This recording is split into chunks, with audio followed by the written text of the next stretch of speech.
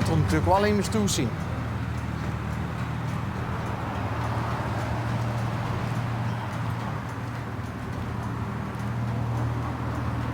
En dan ziet het niet nog goed. Morgen. Volgens mij niet. Zit hier een buurman? Nee? Ja. Maar ik volg wel elke week, of elke dag eigenlijk het programma van u. Oh, je ziet een trouwe kieker. Ja, zeker. Maar je ziet nu vanuit Den Haag. Ik ben een echte wandelaar. Hè. Ik ga nu naar het vliegveld, Beek en dan naar Geul en dan zo gaan we terug weer richting De Haag. En hoeveel kilometer heb je dan erop zitten? Ongeveer 35 kilometer. 35? Ja. Dat is een nieuw stuk, hè. Ja, nee, maar Dus, dat ziet er ook afgetraind doet het liefke. Sowieso, hè. Maar als ik het oude was, moest ik ook het bewegen, hè. Ja, dat klopt. Dat we wel blijven doen. Dat hè. gevoel heb ik ook wel dukker. Ja? Ja, die beweegt sowieso al veel. Hè. Dat is altijd in de weer, hè. Ja, de auto hoe dan weer de auto in. Dus en dan, Hoe lang doet je dat al? Nou, eigenlijk al heel lang, 20, 30 jaar. Maar in het werk wat ik gedaan heb, ja, kost dat niet zoveel. Hè. Had ik meer zittend werk als dat ik ging lopen. En wat voor werk was Ik dat? ben altijd vrouwenwagenchauffeur geweest. Ah, 50 jaar lang. hoe lang? 50 jaar. 50 jaar? Ja. Vanaf mijn 18e hè, tot mijn 67e. Dus altijd internationaal gereden. En bij een heel bekende, Haven Scholz in Ambi, kidsmachines wel, hè? Of niet? Die hebben altijd in Ambi straat gezeten. Die hadden Nou, niet achter meer. hem. Nee, die zien al zeker 40 jaar weg. Oké. Dus, ja, En waar zitten die nou dan? die zien gans goed gescheiden. Dat is Oh. overgegangen naar Gele in Kerkrooy. En dat is nou gele. Dat is nu Gele, maar die bestaat ook niet meer. Dat Oh. is nu Vos. Oh, Dus al die transportbedrijven hier in Maastricht, ja, die zien ook allemaal weg. Ja. We hadden vroeger heel veel transportbedrijven. Maar die zien allemaal of failliet gegangen of geen opvolgers meer. 50 jaar op de vrachtwagen Ja. gezeten. Mijn leven lang. Ja, Ja. Het werkende leven lang. Ja. En met heel veel plezier. Maar toen ben ik 1,5 jaar geleden gestopt, ook met heel veel plezier. Op een gegeven moment helpt het op, hè.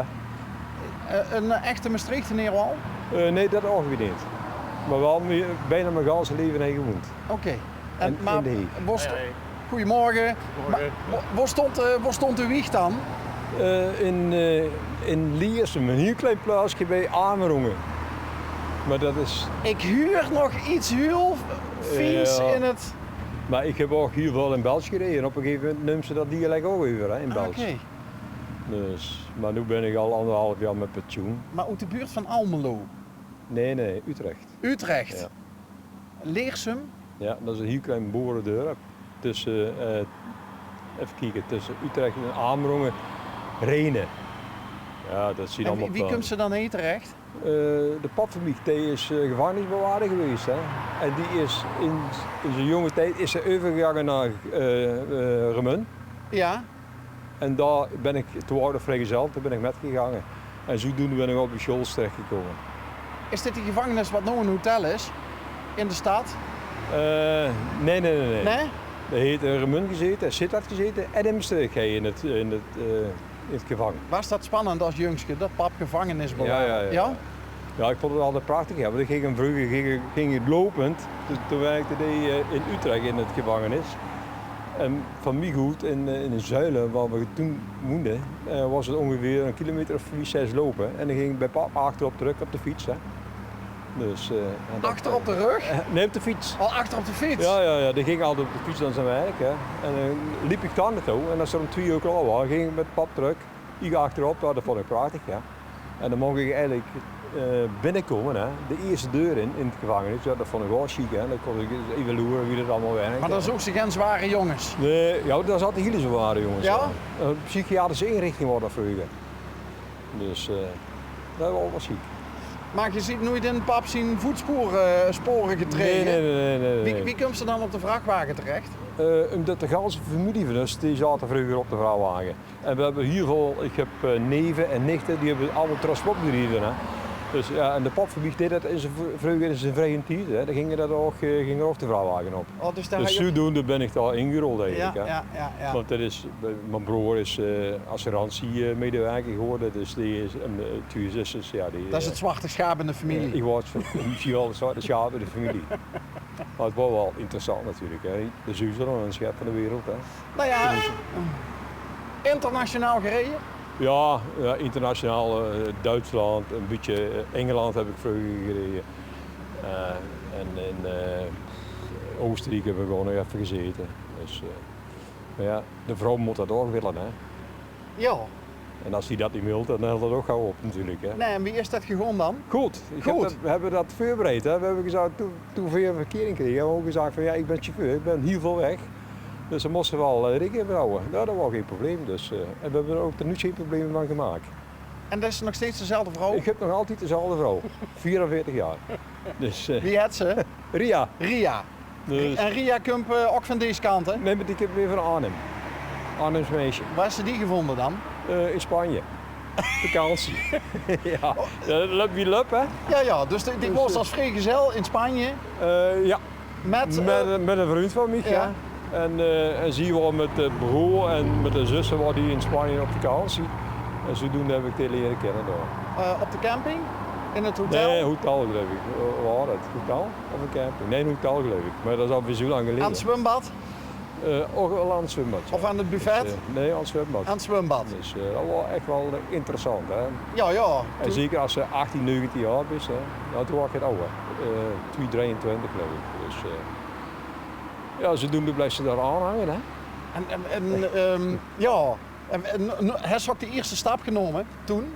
Nee, mijn vrouw heeft de eerste stap genomen. Ah. Och, dat is wel weer Dat bijzonder eigenlijk. Hè. Dat werd ze nog allemaal. Dus ja, die had een briefje geschreven. Hè. En dat heb ik toen op een gegeven moment kreeg ik dat in de hand. Hè. En nou, ze wilden wel verkering met me hebben. Ik zeg, nou, dat komt goed uit. Ik ben al een vrijgezel. Dus ze doen het. Ja. Een knappe meid. Ja, voor mij wel, ja. Maar ja, van een ander zal het misschien weer niks zien. Hè. En was de vakantie toen, want dat gebeurt ook wel eens, hè? Dan leert ze immers kennen op vakantie, maar dan is voor een van de twee is de vakantie voorbij. En dan is de verkering al voorbij, wou ze zeggen. Bijvoorbeeld. Ja. Maar Nee, dat was niet zo. heb je toch nog een gedeelte van de vakantie samen kunnen... Nee, dat niet. Want ze waren natuurlijk op haar eigen met de broer en ja, ze waren met een man of 4 of 5 geloof ik. En ik was dan met een kameraad. Nou, dan wil ze die tussenin gaan steuken. Nee, de kameraad wil natuurlijk ook een beetje aandacht, hè? Ja, maar dat heeft er ook al gekregen. En op een gegeven moment dan, wie gaat het dan verder? Heeft ze op een gegeven moment opgezocht in Arnhem? Ja, toen ben ik daar naartoe gegaan. Ook nog met mijn vriend erbij, die ging ook met. Hè. Want die dacht ook van, ja, dat vind ik ook wel een chique dame en dat wil ik ook wel bij weg hebben, maar dat ging niet door. Ja, was er sprake van wat concurrentie? Ja, er was sprake van concurrentie. Dus, maar ja, dat is toen... Maar ze had je haar keuze al gemaakt? Ze had de keuze al gemaakt. En ik was in voorbereiding voor de keuze. Dus, als ze dat nageeft, wie dat allemaal ging vroeger, hè, met de verkering en met het suiker en de meisje. Ja, nu gaat het ganz anders. Hè. Als je nu die programma's op de televisie dus, die gaan daar 2 of 3 dagen in een prachtig huis zitten. Hè, en dan gaan elkaar de liefde ontdekken. Hè. Ja, dat was vroeger allemaal niet. Hè. Dus, nee. Wat is dan volgens dich de beste weg om dat te doen? Wie vroeger of wie nu? Ja, wie vroeger eigenlijk. Hè. Dus er wat van kunnen maken hè, en zorgen dat ze voorhand is, hè, als het nuttig is. Dus, als de trein langskomt, dan moest ze erop springen. Ja, dan moest ze instappen. In ieder geval de vrachtwagen. Dus, kinder? Ja, 2 grote kinderen. Hè. Ja? En dan moet een Sittard en de andere woont bij mij 2 straten weg. Ja. Dus, en 4 van die kleinetjes nog. Ja. Oh, dus, ze is ook al, opa. Ik ben al 4 keer opa, ja. En in de tijd dat ze nog op de vrachtwagen race, wel eens immers meegenomen, hoe dit gezin? Ja, de kleinkinderen. Ja? Mijn dochter ging wel eens met naar Parijs, hè. Die vond dat wel eens chic. Hè. En mijn zoon ook, hè. Die zit nu ook op de vrachtwagen. Die zit bij het centrum, bij de verhuizing. Die zit op de vrachtwagen? Ja, die is verhuizer. Dus. De dochter? Ja. Dus dat is... Ja, dat is nog een kop groter als dat ik ben. Hè. Dus, serieus? Ja. Ja, de keizer hè, met die jonge gasten. Hè. Dus, maar die heeft het toch wel naar zijn zin. Dat wat vind ik wel leuk. chic. Dus ja, dat gaat eigenlijk van vader op zoon. Hè. Dus, Nou, het bij mij is blijft dat dus in ook de gebeurd. familie. Ja, het blijft wel in de familie. Maar we hebben een hele traditie hè, in het vervoer. Dus, Ja, dat is ze net verteld, maar het gaat maar door, het gaat maar door. Het gaat maar door, ja, maar nu altijd de kleinkinderen van mij die zullen daar niet zoveel interesse in hebben, denk ik. Dus, Weet je wat? ja, het kind wel natuurlijk. Hè. Maar het verkeer is wel enorm veranderd hè? Door de jaren heen. Het is zoveel drukker geworden. Ja, het is, je moet echt heel goed opletten. Hè. Daar kunnen ze ogen en oren tekort in het verkeer. Hè. Zou je sticht nog op de vrachtwagen willen zetten in deze tijd? Ja, ik zou misschien nog wel een keer zo'n ritje willen doen, maar om nou te zeggen van jongens, ik ga nog een jaar of 5, 6 op dat ding zitten. Nee, dat heb ik allemaal al gehad. Dus op een gegeven moment helde ik hier op. Hè. En ik heb dat hier langzaam, hebben ze dat nog voorbereid. Hè. Op een gegeven moment was ik 64, 65. En toen ben ik dat hier langzaam gaan afbouwen. Hè. De eerste is 4 dagen werken hè. En de eerste dan is 3 dagen werken. In de overleg met de werkgever dan. Hè. Ja, en dan spaar je hier wel vakantiedagen op eigenlijk. Hè. Dan ben je toch wel gemiddeld 15 uur bezig per dag. Hè. In het begin van mijn carrière zat ik ongeveer 80 uur in de week langs de weg. Hè. 80 uur. Dat is niet meer voor te stellen. Nee. 'S'nachts had ik 2 of 3 uur ging ik dan met kleren al bed in. En dan 's morgens vroeg ik om 4 uur vertrokken we weer. Hè. Maar ja, dat is wel weer... Tropenjaren. Dat waren jaren die tellen wel dubbel eigenlijk. Hè. Dus ik had eigenlijk met 40 jaar had ik eigenlijk wel de route gedaan. Hè. Qua 10 uur. Ja, zo werkt het. Ja, zo werkt dat.